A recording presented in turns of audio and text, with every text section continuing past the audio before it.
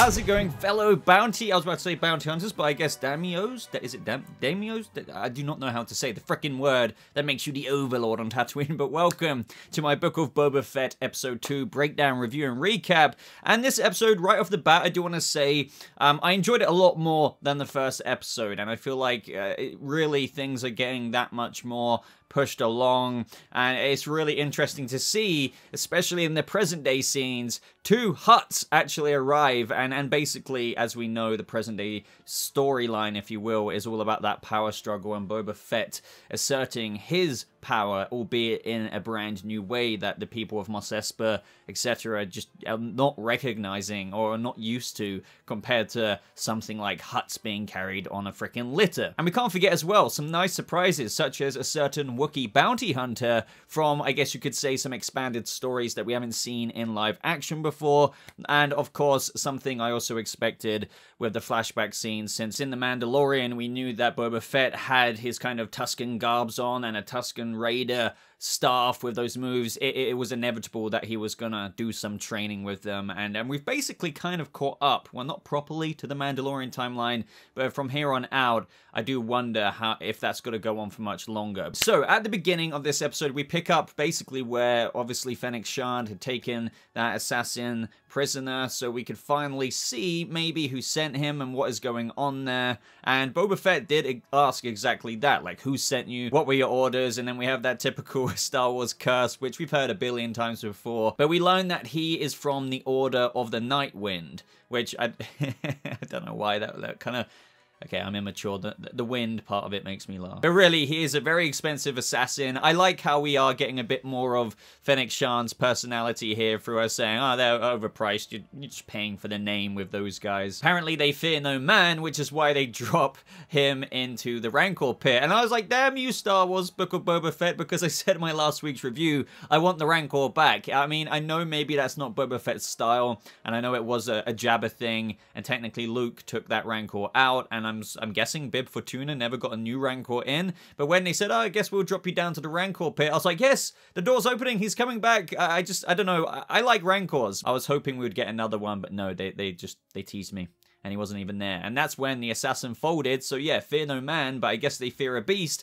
And he did give away that the mayor had actually sent the assassin after Boba Fett. And even despite the mayor's scenes, I do still think that's basically true, because I feel like the mayor was doing that because on behalf of the Hutts, even though he didn't properly admit it, saying, hey, you know, it was me. Since when the Hutts rolled up, I think, yeah, especially as they're trying to take Jabba's place over because they feel like it's owed to them over Boba Fett, I'm guessing this was their decree and their order. This is where we had Boba Fett and crew, I guess you could say, without a litter again, and we still get those weird looks from the people on the streets because they're still not used to seeing their daimyo or whatever arrive in such a fashion. But either way, I'm glad that he just barged past the frickin' mayor's second-hand man, because I was thinking if they had Boba just be like, okay, well, when can I come back? That would be so uncharacteristic. So I'm glad he was just like, you know what, screw you. I am walking right in unannounced. And that's when we saw the mayor. And I know we've seen Ithorians in Star Wars before, but as a big fan of the video games,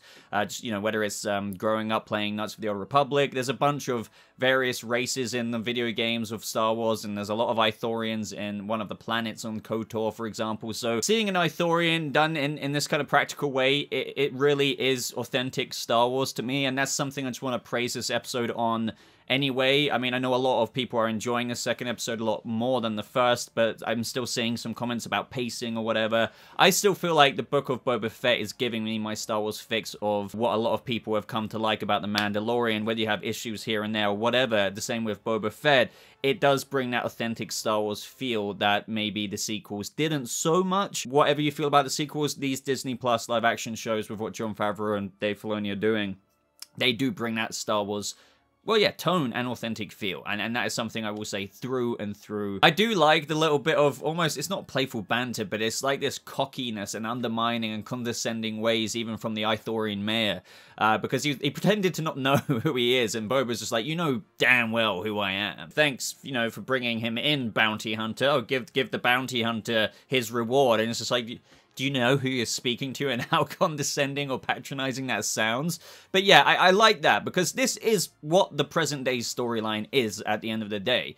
Boba Fett isn't backing down, and it will be a through and through kind of Western-esque story, if you know what I mean, of him trying to run this town, and he's got some other cowboys out there in a Western sense who just challenge that and do not accept his rule. And that's what I like about this. You know, The Mandalorian has heavy Western vibes, obviously, especially in that first season. But you can see those kind of little shades of the Western movies come in through moments like this as well. But anyway, Boba takes the reward and kind of pokes back by saying, you know, I'll take this as the tribute you should have given me, bitch. And even though he says, before you threaten me, and this is why I say, yes, technically the mayor, you know, did send that assassin, and that's why the assassin didn't lie in that moment when he thought he was going to die. He says, maybe you should ask yourself who really sent them. So as I was saying earlier, he probably sent the assassin on behalf of the two Hutts who are just about to roll in the scene after this. So he gives Boba Fett some advice to go back to Garza Thwip's cantina. Good to see this environment. This is what I mean about the authentic Star Wars feel. I kind of love all of this. He does call her out, basically saying, well, you know, the mayor sent me here as if there's something I should know, and he even says that she's sweating like a gumpter on Mustafar, and if a lot of you should already know, Mustafar is the planet where Anakin kind of had a bit too much suntan, if you know what I mean. So yeah, it's always appreciate a Mustafar reference, especially as we're probably going to get quite a bit of Mustafar in the upcoming Obi-Wan Kenobi series. And this is where Garza Thwip does reveal to Boba, and this is why she was kind of nervous, because I think she does kind of low-key want him to rule, probably, but she's like, yeah, you're not going to like this. The twins have laid claim to their late cousin's bequest.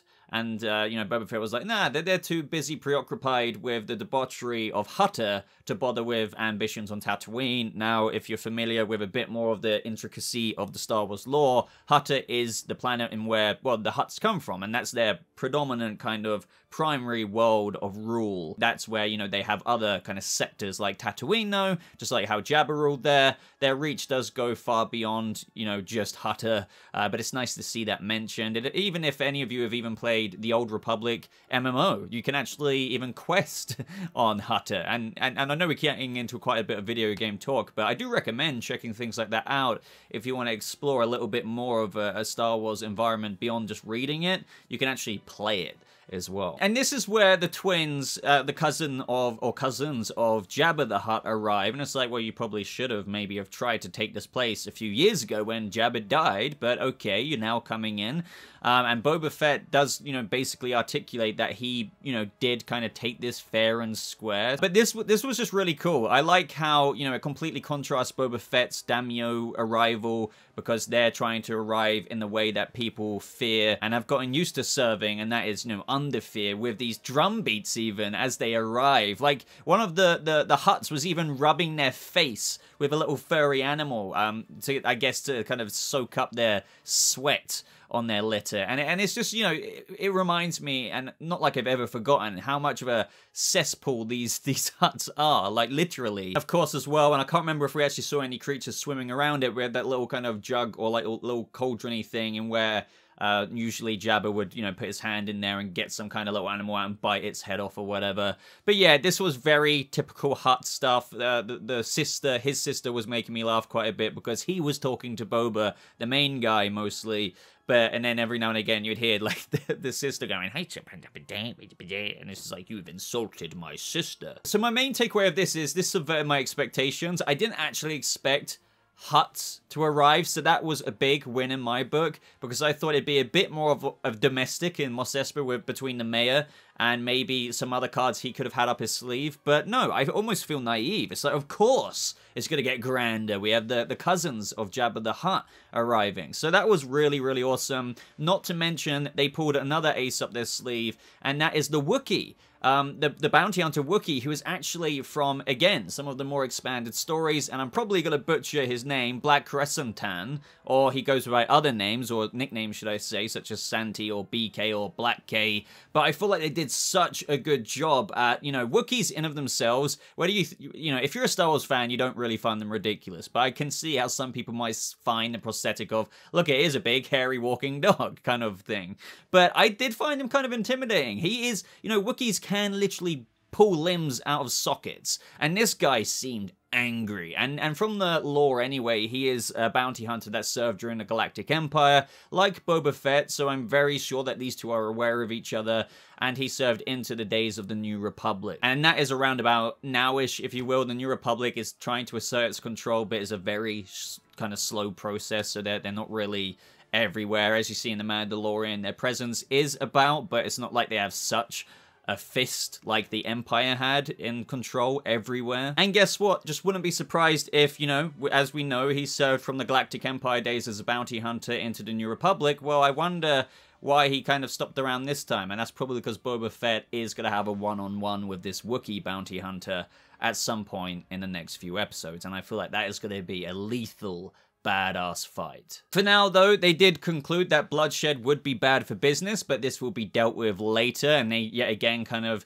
drop a bit of an insult by calling him bounty hunter, and it's not necessarily an insult because he was a bounty hunter, but now he is something much more grand than that, so that's why it is to be seen as an insult now, because you know, he isn't just as a typical bounty hunter. He is of a much... He's a daimyo, or whatever they're freaking called. So those are indeed digs whenever the mayor calls him a bounty hunter, where these Hutts call him a bounty hunter. This is where we get to the back to tank, and this allows for those flashbacks, and as, you know, a lot of us already thought, he's in Tusken Raider training mode. This is where a bit of rumbling in the distance can be heard, and the Tuskens all start getting alarmed, and I like how they call it the long speeder. It's basically like this big cargo train for those, you know, those raiders, if you will. I don't know what alien race they were in Star Wars, to be honest, but these were the same people who raided that moisture farm in the previous episode where we saw like the water streaming out when Boba Fett and the Rodian and the child Tusken were looking at it. Some people were mentioning, and don't get me wrong, this thought did occur in my head as well, like, oh, is this Uncle Owen and Aunt Beru's moisture farm, or should I say their old one, because don't forget, this is set quite a while after they died, so maybe some other humans of Tatooine, if you will, took over their place, and they're just the current moisture farmers. That is a total possibility, to be honest, so I just wanted to chuck that in there in case anybody thought that I didn't consider that last episode. Just didn't mention it because I thought, well, I assume that all moisture farms do look pretty similar, but you never know. It turns out a few Tuskens got hit in this little exchange between the train and the other Tuskens. I'm not gonna lie, I feel like quite a few Tuskens died in this episode, and I feel like the community, or the little tribe here of Tuskens, were only a certain amount in number, but I feel like with the amount that died this episode, it did feel like some were respawning, because by the end of the episode, there was still kind of a large number of them. This is just a little nitpick, though. I don't really care, but it did feel like with the amount that did die, surely there should only be a few left. This is where Boba Fett tells the leader that he's kind of got a plan, he will be back by morning, and that he will stop this train, which is, you know, like a badass thing. Like, Boba Fett is technically capable of this in terms of character, and this is where we see those raiders at this somewhat outpost. Now, I've already seen some comments out there, and I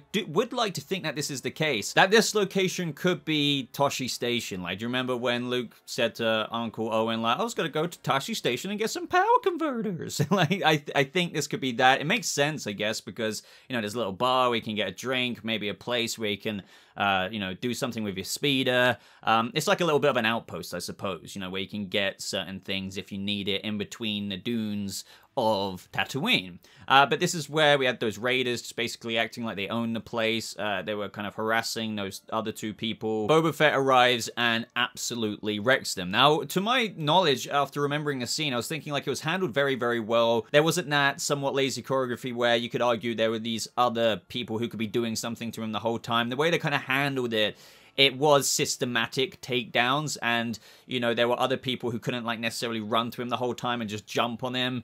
So I ultimately just felt like this was a well-filmed fight scene, and it just showed the ruthlessness that this guy does indeed have. And, you know, just taking that little shot from the bar, walking out just like this was a normal day for Boba Fett was awesome.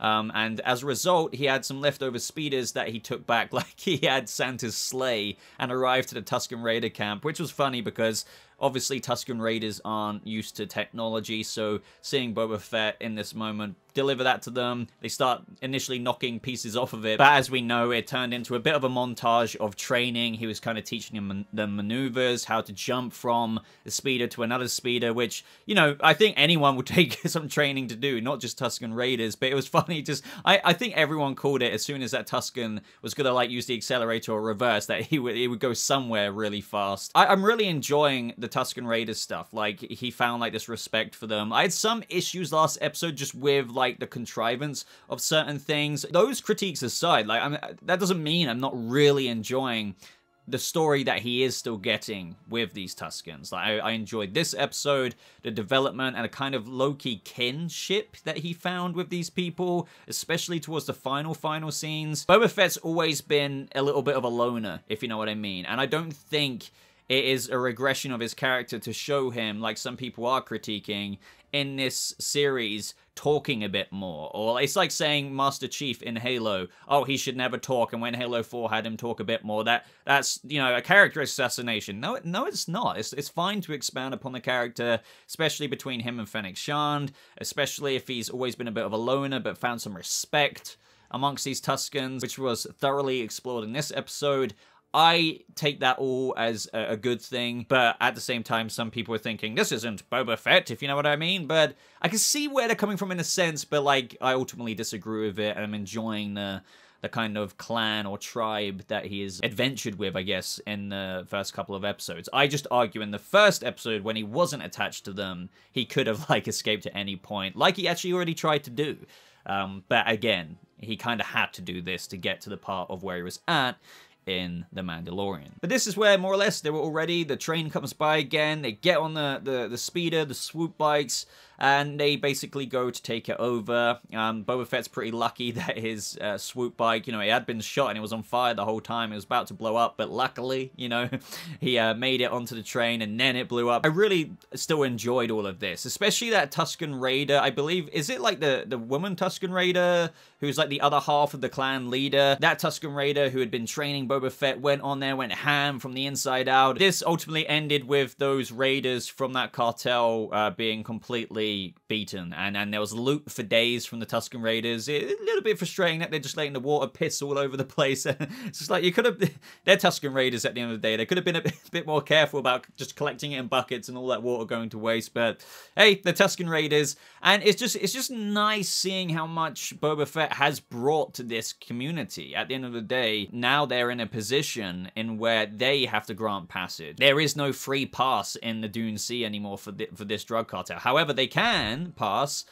but they have to give some kind of offering to this tribe of Tusken Raiders that Boba Fett has basically set up with this sweet deal. And again, I just do want to point out that, like, Boba Fett does know where Anchorhead is and stuff, because this is when he told them, like, if you keep heading that way in the direction of the high sun, it will lead you to Anchorhead by sunset. And that's why I had some of that criticism last episode when he could have escaped, when he wasn't so attached to the Tusken Raiders, because he's been on Tatooine for quite a while. Don't forget that his former employer was Jabba the Hutt. This guy knows how to find Anchorhead. Could have gone to the moisture farm. Those were my specific critiques. Could have topped up and then left.